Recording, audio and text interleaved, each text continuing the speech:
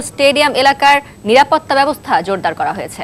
সঙ্গে যে কোনো ধরনের অপ্রীতিকর ঘটনা প্রতিরোধে নেওয়া হবে বিশেষ ব্যবস্থা।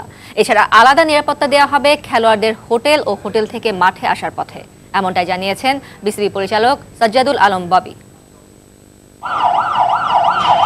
সবকিছু চূড়ান্ত। দুটি টেস্ট ও 3টি ওয়ানডে খেলতে আগামী 30 সেপ্টেম্বর বাংলাদেশে আসবে ইংল্যান্ড জাতীয় ক্রিকেট দল। 2000 সালে টেস্ট স্ট্যাটাস পাওয়ার পর থেকে দেশের মাটিতে অনুষ্ঠিত হয়েছে 25টি দ্বিপাক্ষীয় সিরিজ। মাঝে এক অস্ট্রেলিয়া ছাড়া নিরাপত্তার শঙ্কায় বাংলাদেশ সফর করতে অস্বীকৃতি জানায়নি কোনো দেশ। তবুও এই সিরিজ নিয়ে চলমান শঙ্কার প্রেক্ষিতে ইংল্যান্ডকে আতিথ্য দিতে কতটুকু প্রস্তুত বাংলাদেশ, উত্তরটা দিলেন বিসিবি পরিচালক সাজ্জাদুল আলম ববি। প্রত্যেকটা সিরিজই মধ্যে ভিন্নতা আছে। হ্যাঁ, এটা কেউ ছোট করা বড় করার ব্যাপার না।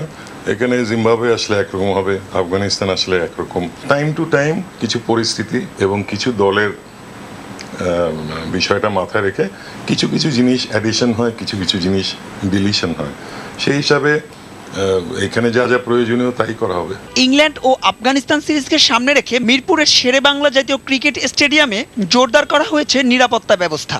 বসানো হয়েছে নতুন সিসি ক্যামেরা, আর স্টেডিয়ামের চারপাশের উঁচু প্রাচীরে বসানো হচ্ছে নিরাপত্তা বেষ্টনী। তবুও যে কোনো প্রকার অপ্রীতিকর পরিস্থিতি মোকাবেলায় আইন শৃঙ্খলা বাহিনীকে সঙ্গে নিয়ে সবসময় সতর্ক থাকবে বোর্ড। গুলশানে যে ঘটনাটা ঘটেছিল এটা একটা বিদারক ঘটনা। তার পরবর্তীতে আমাদের আইন শৃঙ্খলা বাহিনী এবং সরকার যে পদক্ষেপগুলি নিয়েছেন তাতে একটা পরিবেশ যা সৃষ্টি হয়েছে তা থেকে কনফিডেন্স পাচ্ছে ইংল্যান্ড ক্রিকেট বোর্ড সিদ্ধান্ত নেওয়ার যে না, বাংলাদেশে আমরা যেতে পারি।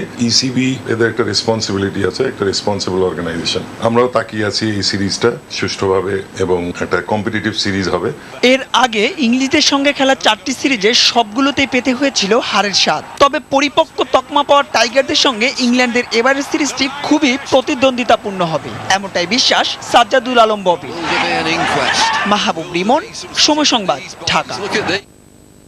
দেখছেন খেলার সময়। শান্তি আনতে লাইফটাই কিনলাম নতুন সিমটা, কিন্তু সকালে এক